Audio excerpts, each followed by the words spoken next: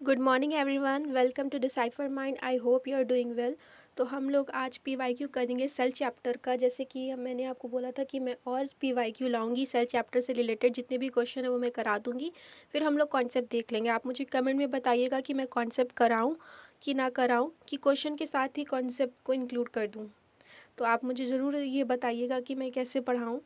नहीं तो मैं पूरा सोच रही थी कि मैं पूरा एनसीईआरटी आपको एक बार करा दूँ। एक बार अगर आपने पूरी एनसीईआरटी क्लास 9 का सेल चैप्टर पढ़ लिया तो मुझे नहीं लगता कि आपका कोई भी क्वेश्चन छूटेगा, क्योंकि इन्होंने अप टू 10th लिखा है।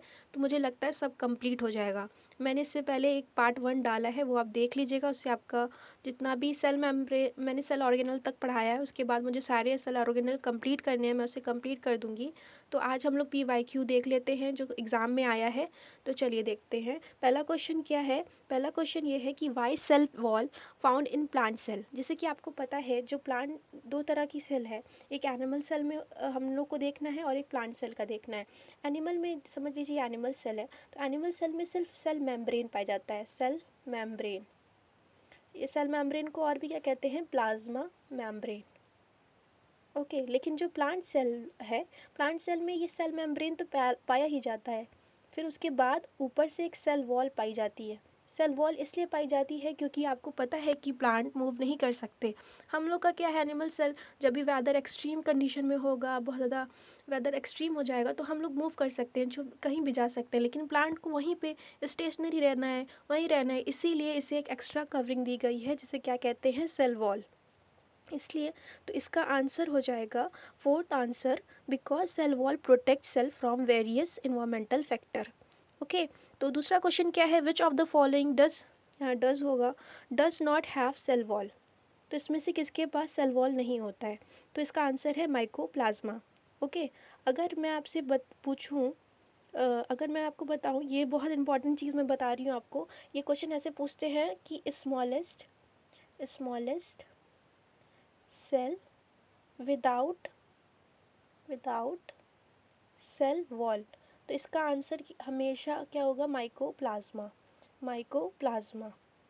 ओके, और फिर पूछते हैं कि लार्जेस्ट सेल क्या होती है। लार्जेस्ट सेल आपको पता होगी क्या होती है, ऑस्ट्रिच, ऑस्ट्रिच की सेल होती है। और फिर क्या है उसके बाद पूछते हैं कि लॉन्गेस्ट सेल कौन सी होती है। लॉन्गेस्ट सेल जो होती है वो नर्व सेल होती है। क्या होती है, नर्व, नर्व नर्व सेल, जो मैसेज पहुंचाने का काम करती है। ओके, और उसके बाद अब ये तो हो गया लार्जेस्ट, लॉन्गेस्ट और स्मॉलेस्ट। फिर ये पूछते हैं कि ह्यूमन में जो स्मॉलेस्ट सेल कौन सी होती है। ह्यूमंस में स्मॉलेस्ट सेल होती है स्पर्म। ओके, और उसके बाद पूछते हैं लार्जेस्ट कौन सी होती है। ह्यूमंस में अगर आएगा लार्जेस्ट तो आप ओवम लगाएंगे, लेकिन अगर ऐसी ऑप्शन दिया रहेगा कि लार्जेस्ट ह्यूमन में ना पूछ के, तो आप ऑस्ट्रिच सेल लगाएंगे। ओके, तो ये बहुत इंपॉर्टेंट था जो मैंने आपको बताया। तो इसका आंसर क्या हो जाएगा, option number third, mycoplasma. Question number third, lipid molecules in the cell are synthesized bye.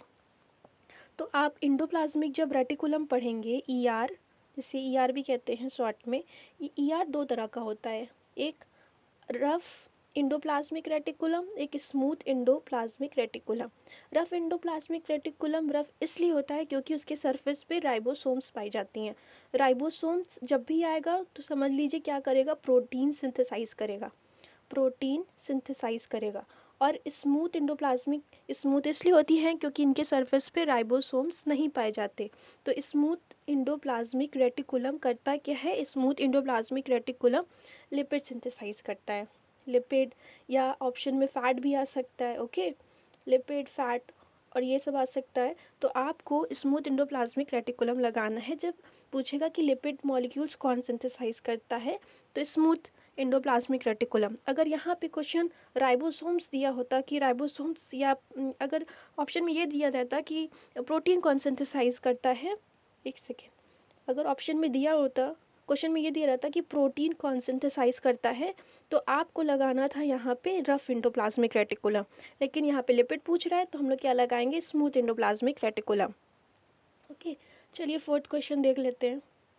Apart from the nucleus in the cell, which of the following cell organelles have their own DNA and ribosomes?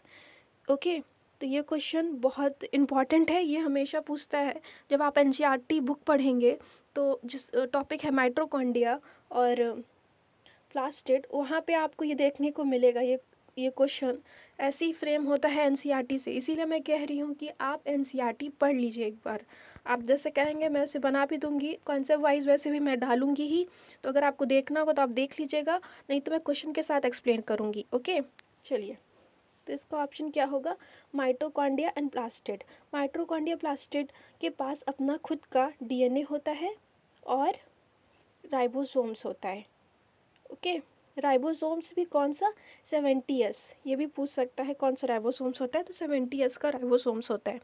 DNA होता है अपना खुद का, इन दोनों के पास अपना, वैसे तो न्यूक्लियस में डीएनए पाया ही जाएगा, लेकिन इनके पास अपना खुद का डीएनए और राइबोसोम्स पाया जाता है, इसीलिए इन्हें क्या कहते हैं? स्ट्रेंज ऑर्गेनल्स भी कहते हैं, स्ट्रेंज ऑर्गेनल्स। ये क्वेश्चन भी बन सकता है, तो आप ध्यान रखिएगा। तो इसका ऑप्शन क्या सही होगा? इसका ऑप्शन होगा थर्ड, माइटोकॉन्ड्रिया एंड प्लास्टिड, सही आंसर है इसका। माइटोकॉन्ड्रिया और प्लास्टिड में आपको ये भी बता दूं कि ये डबल मेम्ब्रेन है। कैसे हैं? डबल मेम्ब्रेन, दो मेम्ब्रेन है। इससे पहले वाली वीडियो में जो मैंने बनाया है उसमें मैंने सिंगल मेम्ब्रेन, डबल मेम्ब्रेन, ए मेम्ब्रेन बनाया है, वहाँ से भी क्वेश्चन आते हैं, तो आप उसे ज़रूर जाके देख लीजिएगा। ओके, क्वेश्चन नंबर 5 क्या है? The membrane around the vacuole is called. Okay, तो इसे क्या कहते हैं? टोनोप्लास्ट। वैक्यूल आपको पता है कि प्लांट सेल का जो वैक्यूल होता है वो बड़ा होता है, और एनिमल सेल का जो वैक्यूल होता है वो छोटा होता है। ओके, तो प्लांट सेल का ये पूछ रहे हैं the membrane around the vacuole, उसे क्या कहते हैं? जो मेम्ब्रेन अराउंड द वैक्यूल होती है उसे क्या कहते हैं? टोनोप्लास्ट। ये क्वेश्चन बहुत इंपॉर्टेंट है और अक्सर एग्जाम में रिपीट करता है। ओके, चलिए अब 6 क्वेश्चन देखते हैं। Chlorophyll pigment is present in which of the following component of the cell?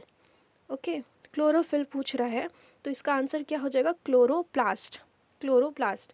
और अगर पूछेगा कि कौन सा कलर इम्पार्ट करता है प्लांट को, तो क्या हो जाएगा? क्रोमोप्लास्ट।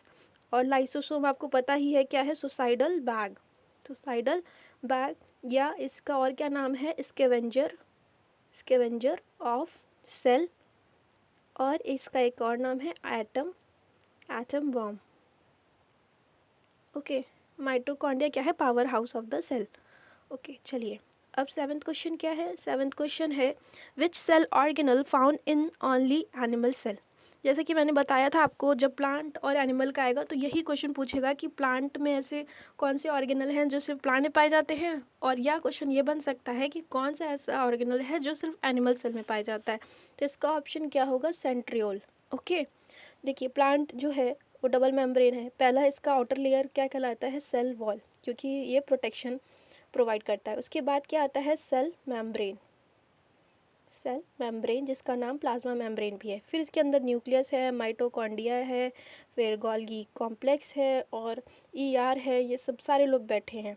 लेकिन ये प्लांट का केस है, प्लांट में क्या नहीं पाया जाता? सेंट्रियोल नहीं पाया जाता है। ओके, सेंट्रोल नहीं पाया जाता है, लेकिन एनिमल सेल में सेंट्रोल पाया जाता है। ओके, चलिए 8th क्वेश्चन क्या है?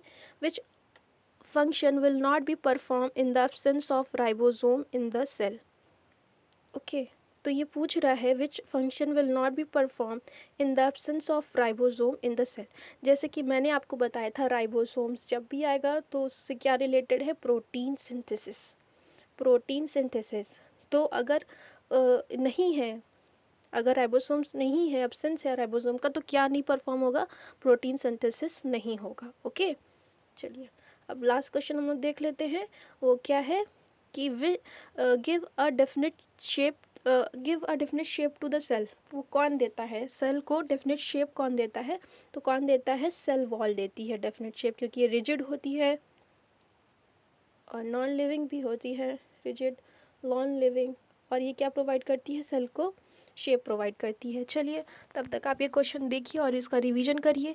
तब तक मैं आपका पार्ट सेकेंड सेल का ले आ देती हूँ, जिसमें मैंने सारे सेल ऑर्गेनल को इंक्लूड किया है और सारे की जो फंक्शंस हैं, जो और भी जो उसके करेक्टर्स हैं, सब बता दूंगी, ताकि आपका एक भी क्वेश्चन मिस ना हो।